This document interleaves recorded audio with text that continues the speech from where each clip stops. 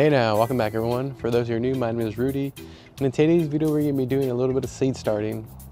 Now it's going to be a little laid back video. We're going to be just talking about different varieties of seeds that we're going to be starting today for the 2026 grow season. We are in Zone 9B in sunny Southern California. Today's the first week of February. Temperature is showing 70 degrees right now, so it is fairly hot. I had to put up the sunshade just to block the sun from hitting my back. We're going to be starting quite a few different things. First thing we're going to be starting are some tomatoes. Now all three of these packs are from Botanical Interests. The first variety is going to be a Cherry Falls bush tomato. Now honestly, I do prefer a pole tomato versus a bush tomato, but I do have some pots that are going to need to be filled, and these are a great variety for that. Now, if you guys are like limited on space, whether you're living in an apartment or just really don't have much room, this is a great variety to start with because it is semi-compact and doesn't take too much room as opposed to a whole tomato. And I have grown this variety before. It does produce a lot of cherry tomatoes, but again, I just prefer the whole varieties. And speaking of pole tomatoes, the next one we're going to be planting is a pole cherry tomato. This one again is from Botanical Interests, preferably grown on like a trellis or a lower and lean style, which is what I plan to do with these tomatoes. Now this variety does say that it is crack resistant, meaning a lot of tomatoes do easily crack, meaning if you tend to overwater them near when the tomato is ripening, they can basically split open because of all that excess moisture. So this one being a crack resistant variety, if you guys tend to do a little overwatering, this would be a great variety. And then the last tomato that we're going to be growing is a classic San Marzano. I'm sure you've seen this in the stores, whether it be canned or fresh, but classic canning tomato, which is what I'm trying to do this year. Trying to do a lot more canning than I did in the previous years. A lot of it was just a lot of fresh eating, so I'm just trying to step up the canning game. Now in each hole I tend to put 2 to 3 seeds, just in case 1 or 2 don't germinate. It'll give me a higher likelihood of germination. And if say all 3 sprouted in one of these pots, I would just come back and just spin them.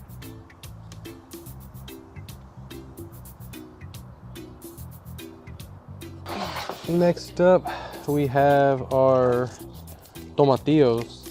So we're going to be growing 2 varieties of tomatillos. One is just the OG, just green variety of tomatillo, but we also have a purple variety. Now, for some reason, I haven't had much success with tomatillos. Not sure why. I think maybe I just don't pay attention to them as much as I should. But yeah, definitely want to make a lot more salsas. So these are the plants that are gonna produce that for me. Now these are somewhat of an old pack. These were back from 2022. Now there are expiration dates on the back of the seed packets, but honestly, they don't go bad in the sense. Their germination rate will decrease, so you might have to plant a little extra if you are dealing with an older seed pack. And next, we're going to be doing 2 long beans, both of which are from Baker Creek. This one's a red variety, and this one's Taiwan long variety, which is a green variety. Now, I've already started soaking these overnight. They are beans, so soaking your bean seeds overnight will help that seed soak up and soften the seed shell for easier germination. I'm going to be planting 2 beans per pot and then definitely thinning them out. Now, when it comes to planting any seed, the recommended depth for a seed is 2 times deeper than the width of the seed. And that's just because seeds just in general have a finite amount of energy to be able to break through the soil and then be able to, catch the light and then photosynthesize, which allows them to grow. If you plant them too deep, you know, that little amount of energy that the seed contains will run out before it can be able to photosynthesize, and it'll just basically die underneath the soil. And next we got another classic variety, just cayenne pepper. I've grown this same exact variety in the past and dried them, and I need to restock on my dried cayenne pepper that I have in the cupboard.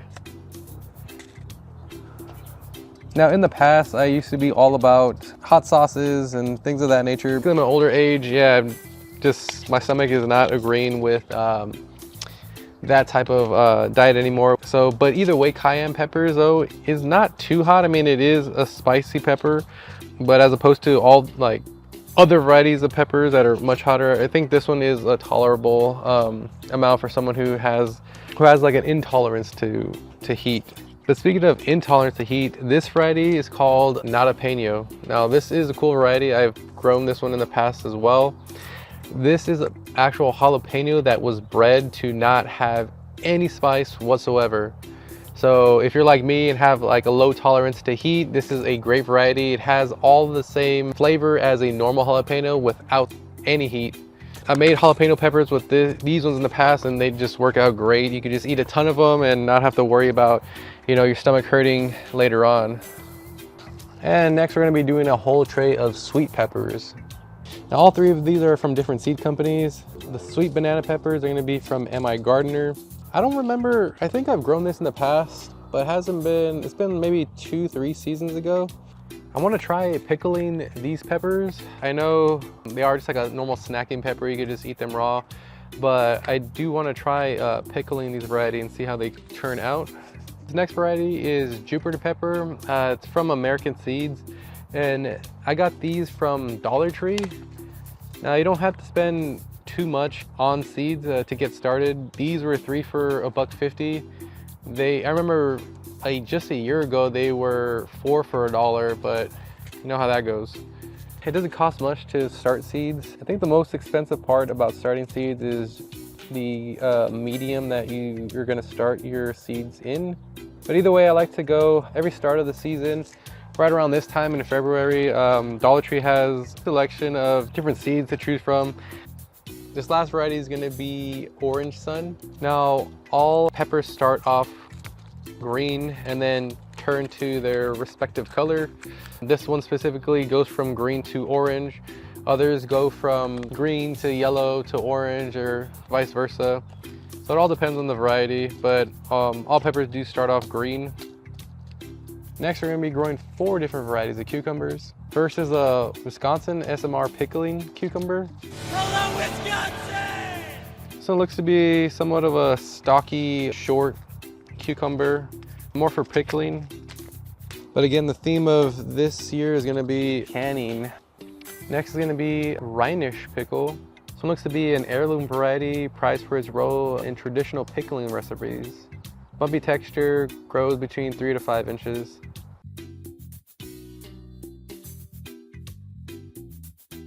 We have a Bait Alpha. This one's a Middle Eastern cucumber variety, cultivated in Israel. Oh, it produces only female flowers that are self-pollinating. Cool. So for most varieties of cucumber and plants in general, they contain both male and female anatomy. But this one in particular produces only female flowers, which is interesting.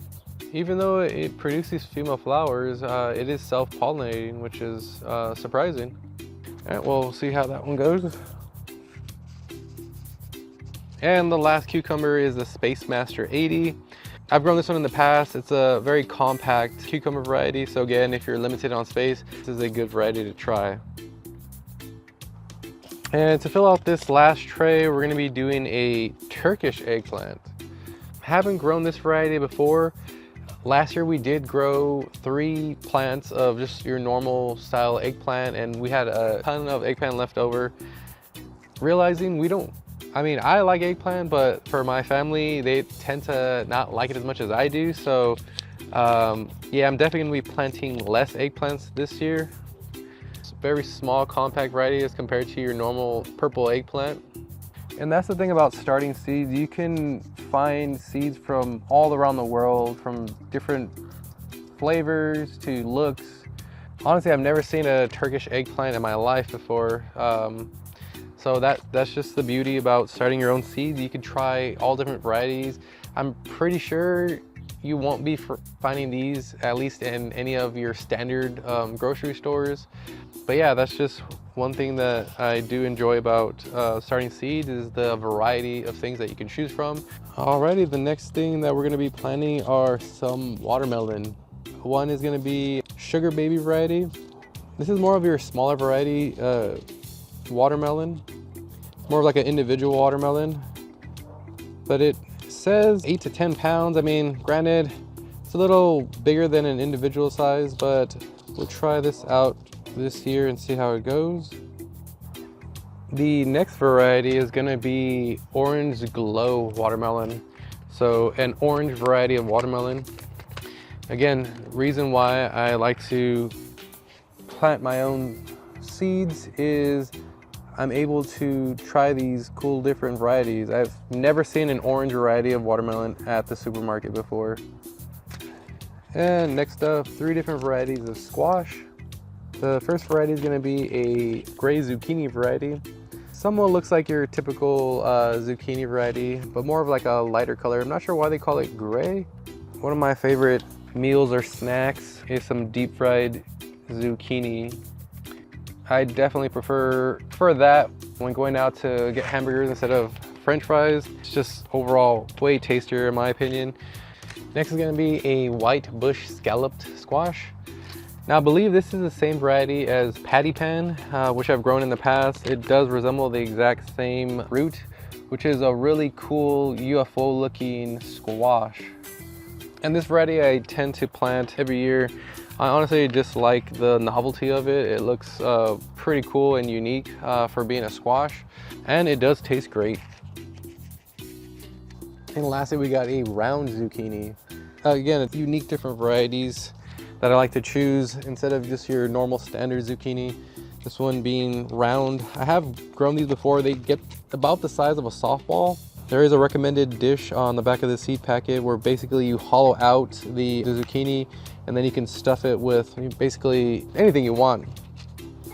And to finish off this tray, we're gonna be growing a gourd, and more specifically, a birdhouse gourd.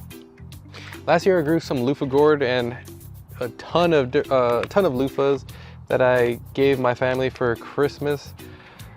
But this variety here is more of a elongated birdhouse style loofah. The thing about any type of gourd is it's gonna need a sturdy trellis, and I think that's the reason why I failed the first time. I just didn't have the amount of space. It says here that this variety can grow 10 to 16 feet. So you're definitely gonna need some type of either sturdy fence or trellis to grow any type of gourd variety. And that is it, guys. So I'm gonna keep all the pots and all the seedlings inside. I'm gonna have a heating mat for each of the pots. Now some of them I did put under some domes just to keep that humidity in, but for the most part, all of them have heating mats underneath. Now normally I would leave them outside. However, these are heat-loving crops, and the nighttime temperatures in my area still dip like in the low 50s. And a lot of these seeds will germinate at that temperature, but they really will germinate slow. So I kind of want a consistent and even germination rate. So that's why they're in here under the heat mats. But as of right now, that is all she wrote. Now, for those of you who have followed me for my cannabis content, I am also gonna be starting a new season. We're gonna be starting season 6. I know if you guys have been following me, our previous season 6 was gonna be a Blue Dream. However, that didn't pan out. Again, I had to take a break due to some personal matters. But for the new start of season 6, we're gonna be running some Atlas seeds. This is an actual limited release from the breeder. This was a free seed pack. It's an Oreos and banana jelly cultivar. It's gonna be a indica, and it is a feminized seed. So we're gonna be doing an outdoor run of this. I do have these soaking in some water as of right now. I did forget to do this yesterday, so that's why I did it today. But I will be planting these tomorrow, and I'm gonna be starting a whole new grow series from seed to harvest with this cultivar here. So if you want to stay up to date and see that grow series, don't forget to hit the on-screen icon right below me to subscribe. And if you want to see more content like this, you could click on any of the thumbnails to the side of me. This is Rudy with Cavada Garden signing off and letting you know, you won't get a harvest if you don't sow seeds.